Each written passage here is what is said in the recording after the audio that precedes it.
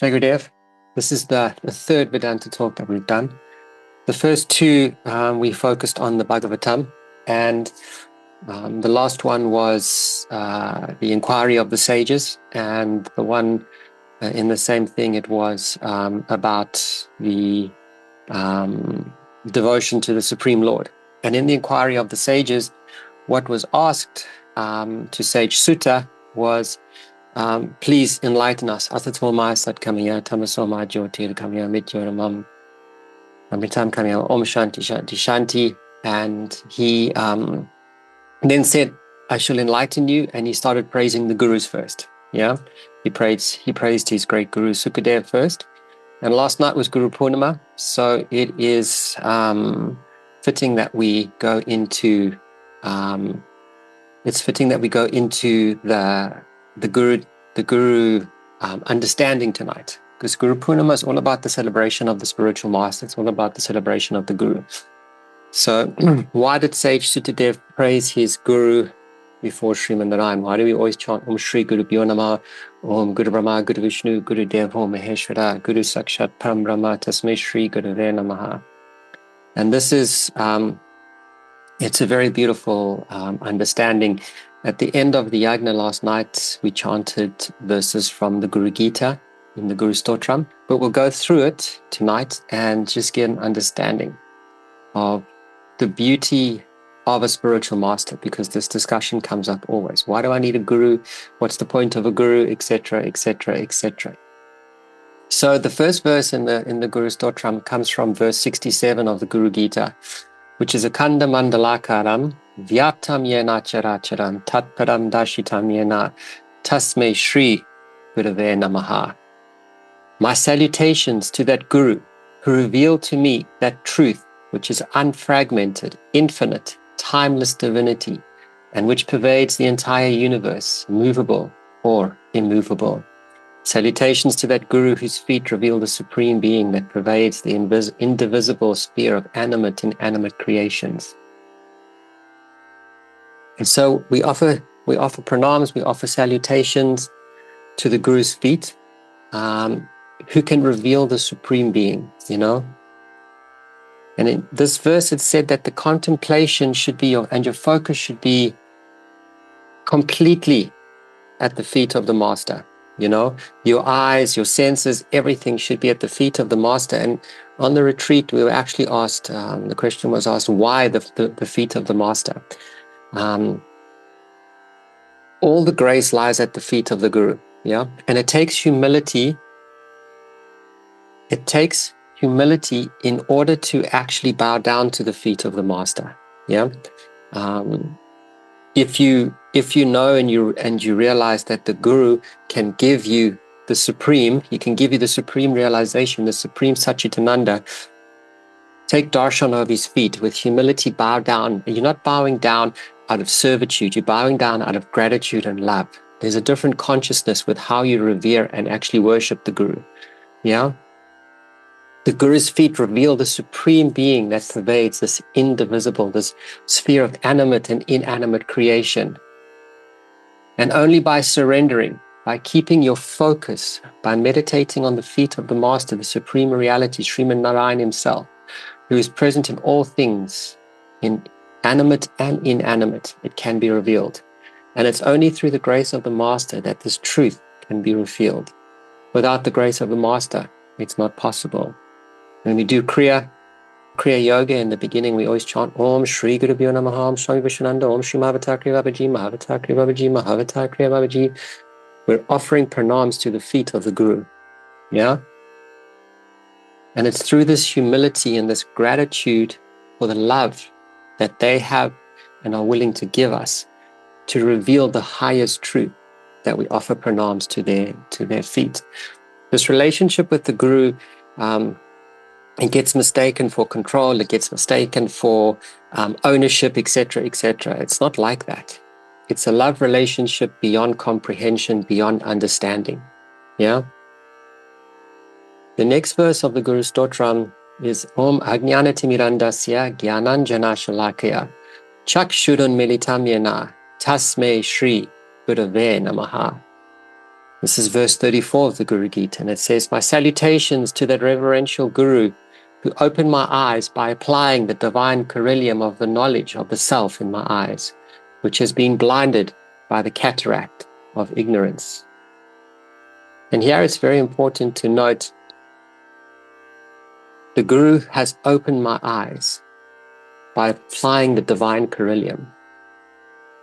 In the Bhagavad Gita, chapter 11, verse 8, the Vishwarupa Darshan, there's a beautiful few verses in there where Krishna, he starts to reveal his greatness to Arjuna, and he says, "Arjuna, can you see all the great devatas, all the great devas, the world's moving, everything in my cosmic form?" And Arjuna's looking at Krishna, and he's like, he's just seeing Krishna on the chariot. He's not seeing this divine cosmic form.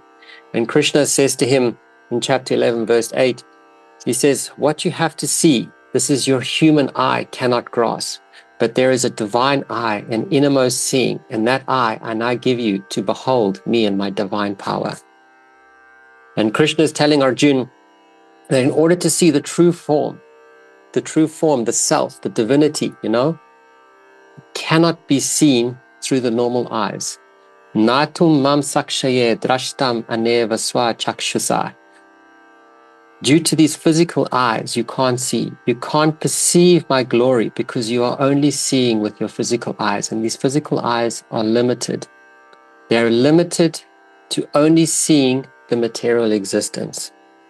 It takes a divine revelation for your third eye, your consciousness, to open, because your physical eyes lack the faculty due to the limitation of only seeing matter.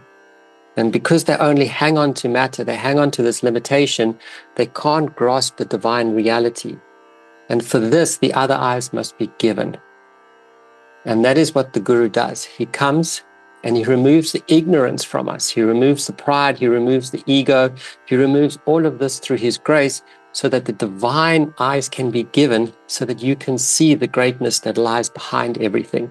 You can see God, how he permeates everything. You can start to see your own soul. You can start to have self-realization. This is what the verse is talking about. And this comes through the grace of a Guru who has the ability to give this to you. He comes and he washes out your eyes and he removes the ignorance so that you can realize the self. Blessed are the people who have found a Guru who can do this for them. Many people are struggling to find this. They go through all of these things, they fast for all of this time, etc., etc. If you just have faith and surrenderedness at the feet of the Guru, you won't have any issues. Verse 32, Guru Brahma, Guru Vishnu, Guru Devo Maheshwara, Guru Sakshat Param Brahma, Tasmai Shri Gurave Namaha. The Guru himself is the creator, the sustainer, and the destroyer. He is verily the transcendental divinity, the timeless life principle, which is the very essence of creation. My reverential salutations to that glorious teacher. So Guru Brahma, Guru Vishnu, Guru Devo Maheshwara. My Guru is Brahma, the Trimurti. Guru is Brahma. Brahma creates. Guru Vishnu, Vishnu sustains in the Sanatana Dharma structure. Guru Devo Maheshwara, and the Guru has the ability to destroy. He is all of this, which means he is one with Sriman Narayan, because out of Sriman Narayan comes this divinity of Brahma, Vishnu, and Shiva, who can sustain, create, and destroy.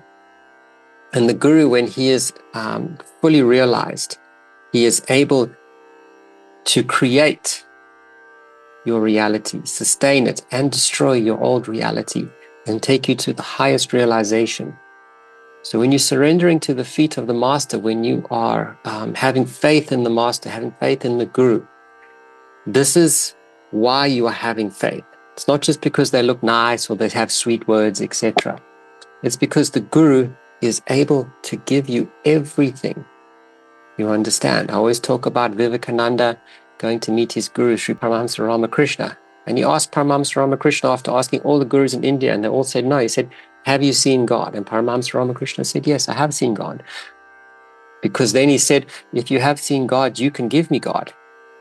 If you haven't seen God, how can you give me God? It's not possible." And that is the beauty of surrendering at the Guru's feet. The next verse in the Guru Gita is verse 71. Stavaram jagmanyam vyaptam yat kinchit sacharacharam tatparam dashitam yena tasme shri gurave namaha. My salutations to that Guru who revealed to me that which pervades everything in this world, whether animate or inanimate, movable or immovable. So everything is a piece of the divine. Yeah, we have animate and inanimate. I always speak about it. The animate is the objects with the soul, the life force, the Atma inside of them. Inanimate, for example, is like your computer and the table. And to reveal this to people, the truth behind that, they're saying that they have shown you that the Supreme permeates everything, and they've given you this consciousness. He's removed the darkness from you, and he's given you the light, because the Guru stands for the one whom takes you from darkness into light. And there's a beautiful story of Saint Ganeshwar. So he's a big devotee of Panduringa, Krishna. And once there was a very, very powerful great yogi who was coming past where he used to stay in Alandi. And this yogi guru, he had thousands and thousands of devotees. But while he was passing by, he heard that Saint Ganeshwar had translated the Bhagavad Gita and given commentary into Marathi, the local language. So he wanted to meet Saint Ganeshwar. But unfortunately, this great yogi, he was quite arrogant, and he had great arrogance and pride of himself because of the powers that he had gathered. He had the ability to control all living matter. Yeah.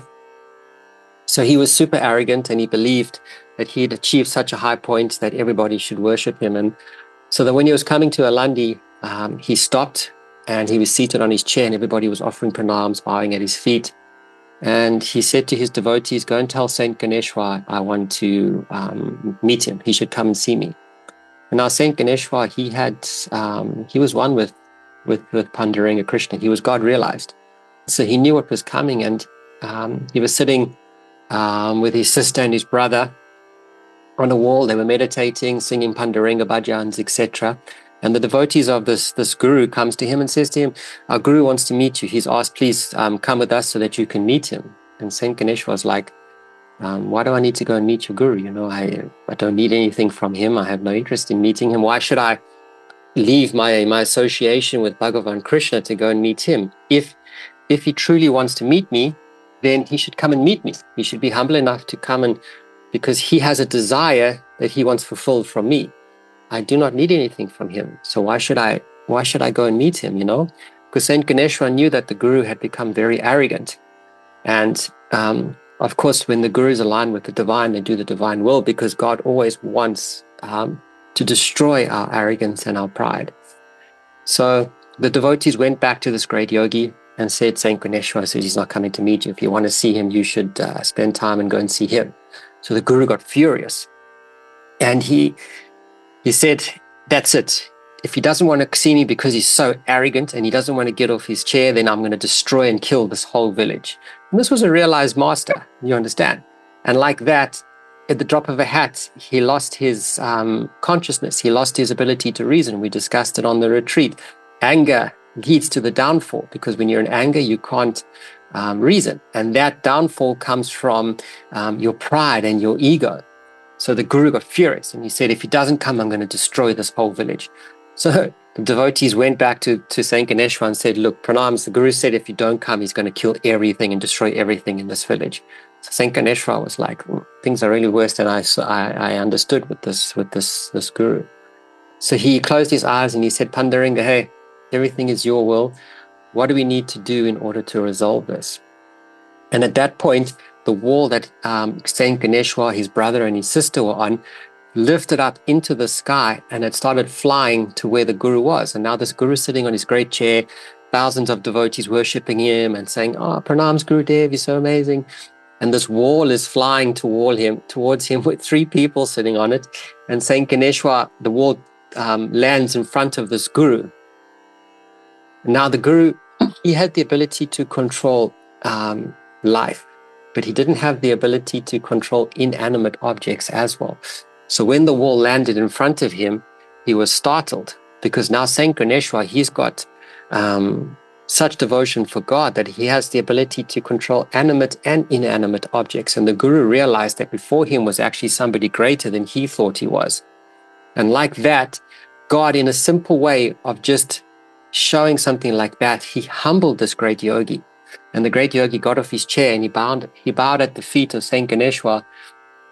And he said, Saint, please forgive me, Saint. You have proved yourself in an instant how much greater you are than me. I have control over the animate, but the inanimate it's something I don't. And the Guru, the great yogi, then bowed down at Saint Ganeshwar's feet and asked him for forgiveness. And Saint Ganeshwar blessed him. And like this, God always sends the Guru to bring us humility, to grow us, to remove this darkness from our eyes with the divine stick of beryllium, He always is there to uplift us and take us to another consciousness. The question is, do you have the humility to allow it to happen? It takes humility to be guided. This is the beauty of things. If you don't have that, you're not going to get anywhere, because you won't be able to receive the grace that comes through. You understand? Even in your Kriya Yoga, if you don't have the humility to do your Kriya with humility and love for Babaji, Guruji, for the masters and what it actually means, do you really, how much more powerful will this be when you allow their grace to manifest through complete humility? That is the foundation. We always talk about that. Without humility, you can't approach the masters or the divine. Whether it's Divine Mother, Sriman Narayan, whoever it is, that humility is the key to unlock the grace flowing on top of you, like the Ganges coming in from above, through Vaikunt down and landing in Shiva's matted hair. That power, that's what they want to give you, but it takes that humility. Babaji Vyapsarvam Trailokyam Sacharacharam Tattaram Dashitam Yena Tasmai Shri Gurave Namaha. My salutations to that glorious Guru who revealed to me that effulgent divinity of the self, the pure unconditioned consciousness, which pervades all the three worlds with all its movable and immovable objects. My salutations to that glorious Guru who revealed to me my true self, which is your Atma. The Guru who has one with the divine has the ability to reveal your true self to you through his teachings, through his action, and through his love. All of that comes together to take you to the realization of the Atma in its highest form. Verse 68, Sarva Shuddhi Shiro Ratna Virajita Parambuja Vedantam Bujisoryo Yas Tasmei Shri Gurave Namaha. My salutations to that reverential teacher who is like a sun for the blossoming up of the lotus-like mantras of Upanishads, and at whose lotus feet lie the beautiful flowers symbolizing the best of the jewels of the Vedas. The Guru, once our heart is surrendered, he is like the sun whose light opens up the lotus of Vedanta. And it's said that the feet of the master, when you see the sunlight hit a closed lotus, the moment the lotus has the sunlight on top of it, it starts to blossom and open. And that is the grace of the Guru.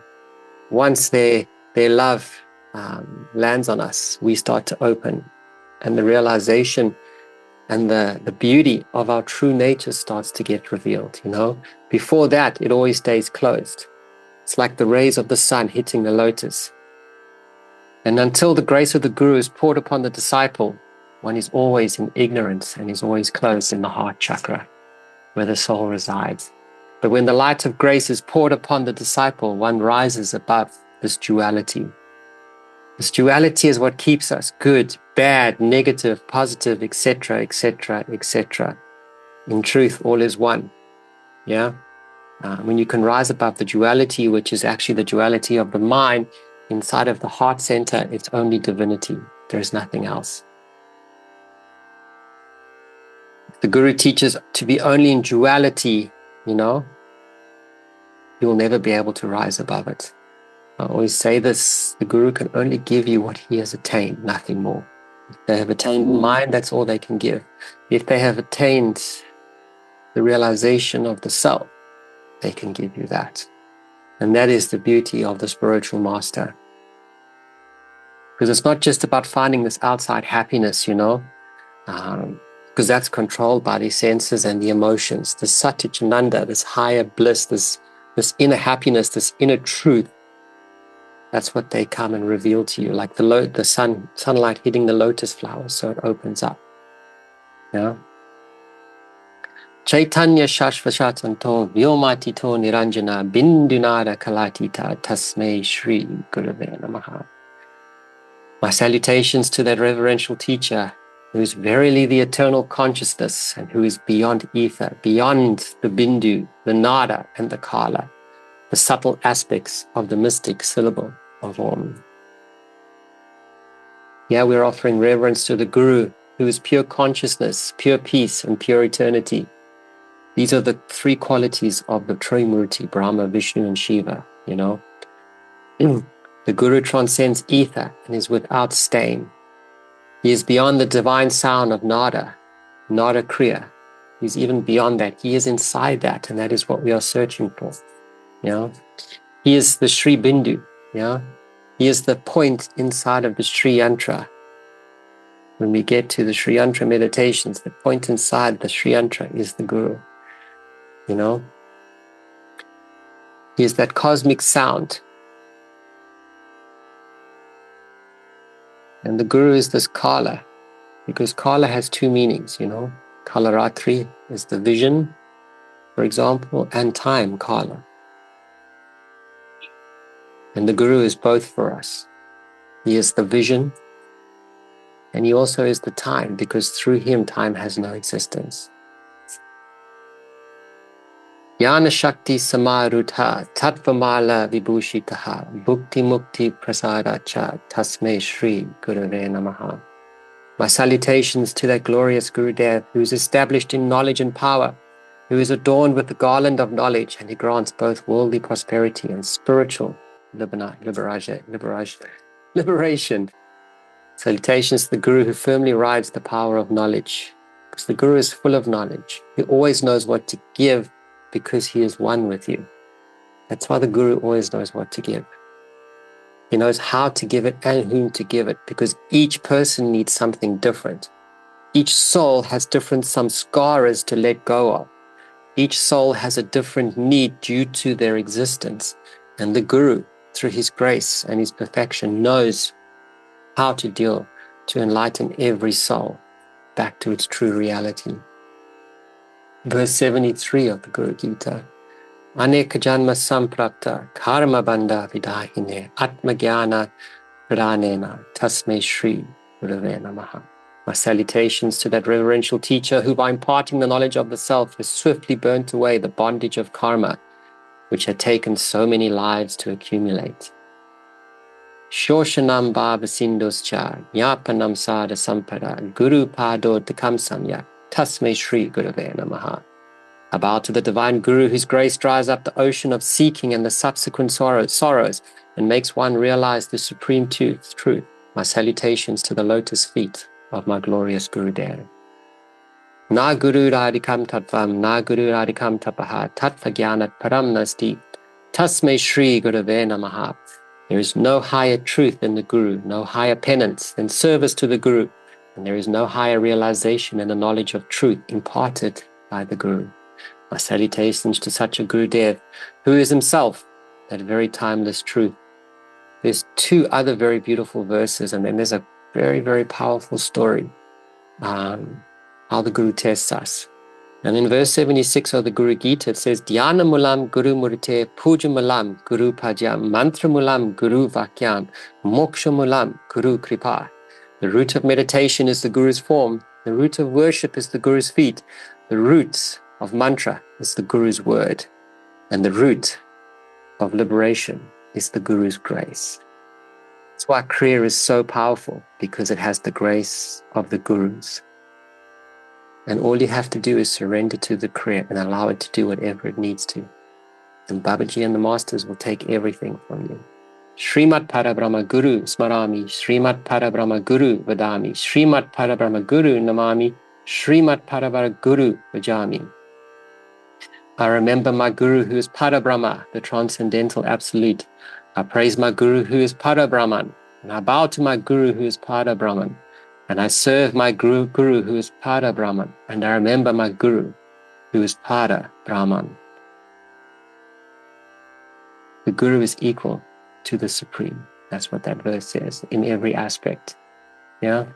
I remember my Guru. I praise my Guru. I serve my Guru. He is complete, like the Supreme.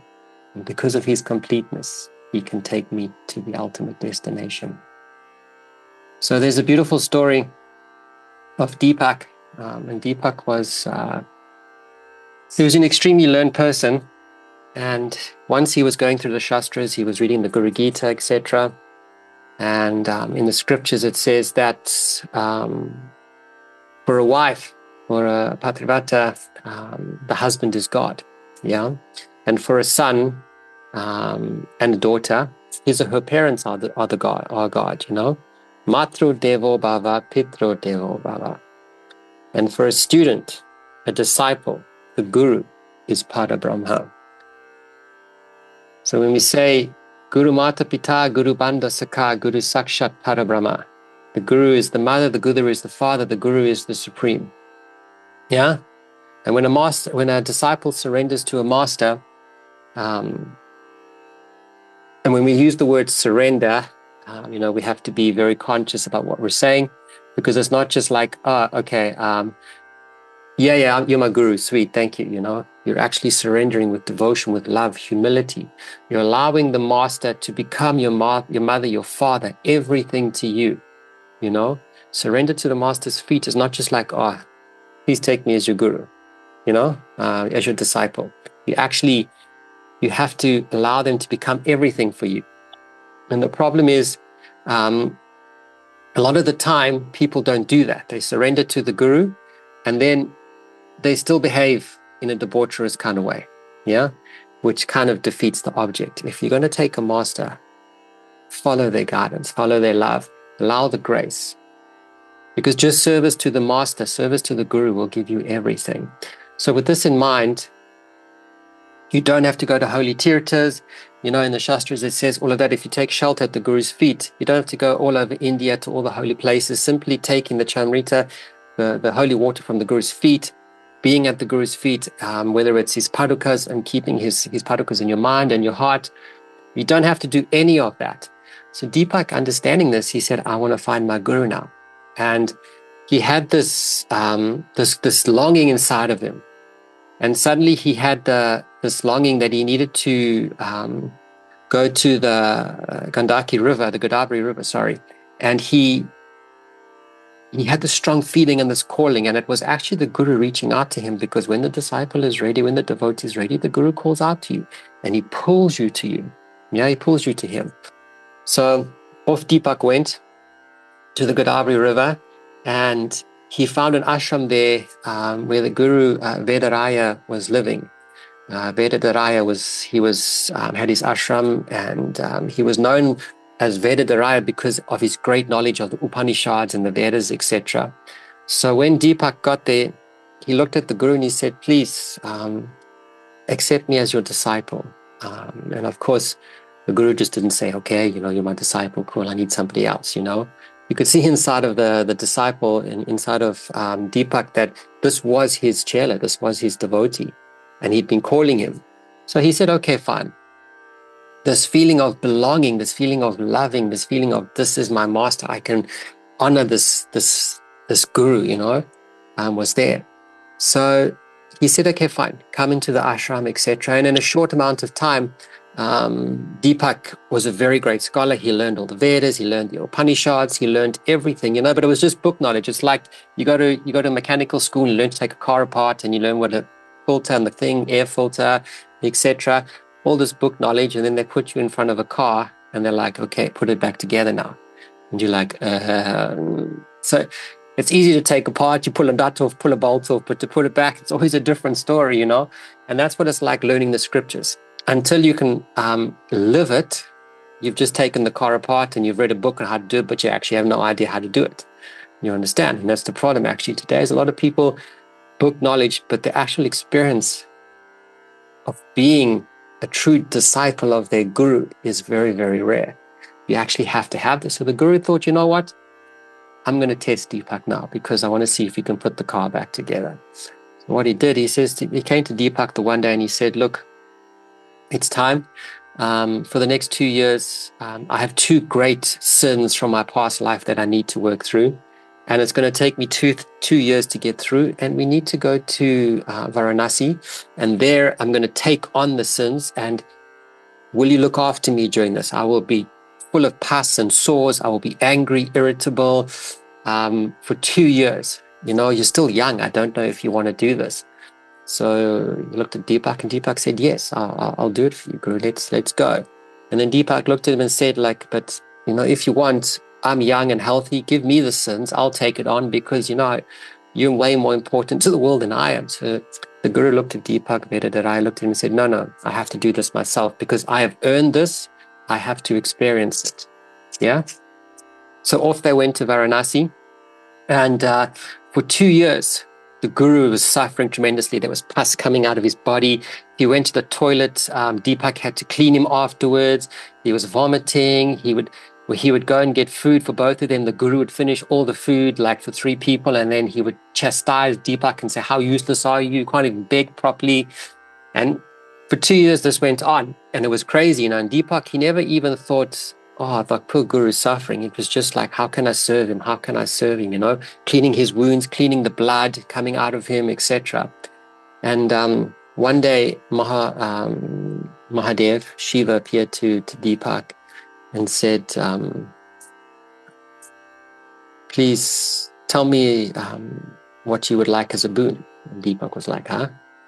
And Mahadev said, ask anything of me. So Deepak he said, let me go and ask my Guru what I should ask for. How many people if Shiva appears in front of them like, oh, give me blessings, Shiva, enlightenment, thank you, boons, let me materialize stuff. Deepak said, let me go ask my Guru. And he said, he went back to his Vedanta, his Guru. He said, is there anything can we ask Shiva to bless, to take away your ailments, And Vedanta said, no, I need to suffer through this. And he went back to Shiva and he said to Shiva, there's nothing I can ask for. Please, thank you for your grace and your darshan. A few days later, Mahavishnu appeared to Deepak, and he said, ask me anything for a boon. So Deepak looked at Vishnu and Mahavishnu and he said, but just answer me one question. I've never actually prayed to you. I've never prayed to Shiva either. So why are you guys appearing to me? I don't even think of you. And they said, your devotion to your Guru has drawn us to you, like bees to honey. Ask me whatever you want and I shall grant it. And Deepak said, please, deepen my Guru Bhakti. That's all I ask. And Mahavishnu said, blessings to you. And the moment he went back to his Guru, who he had left in the morning, who was bleeding everywhere, there was pus coming out, he went back and his Guru was standing there perfectly complete, without one issue. Because Deepak had passed the test. So many people would think of themselves. So many people like, oh, thank you, Mahavishnu, And all he could think of was his Guru. All he could think of was deepening his Guru, his devotion to his Guru. And that test of grinding him to the point where most people, after a week of having to clear pus and stuff and wipe somebody up after they gone to the bathroom, Deepak, because of his love and his transcendental understanding of how great the Guru was, he simply just kept serving his master, to the point where the Supreme appeared in front of him. All he asked from the Supreme was for greater Guru Bhakti. That is the beauty of a relationship between a Guru and his disciple. A disciple who is one, who is nothing else inside of him but the Guru. A devotee still has to get to that point. A disciple, the only thing that exists within inside of that disciple is the Guru consciousness. And that is the power of Kriya Yoga. When we do our Kriya Yoga, we have Mahavata Babaji, Guruji, all of the masters seated inside of our spiritual column, working with us to become the truest realization of who we can. And through their love, and through their grace and through our humility, through the practice continuously, we are always being tested like Deepak. We are always being grounded so that we can become this greatest peace, this greatest realization of who we truly are. And no matter how great you become in your Kriya, even Lahiri Masai, he was complete, but he still had such reverence for his Guru. Sri Yukteswar still had such great reverence for his Guru, Lahiri Masai. Yeah, Paramahansa Yogananda Guruji, they all have such great reverence for their Guru because at the Guru's feet is everything. And that is why the Guru is so special and so beautiful to have in our existence. And that is why we celebrate Guru Purnima, to offer one special day to He which enlightens us and removes the darkness from our consciousness.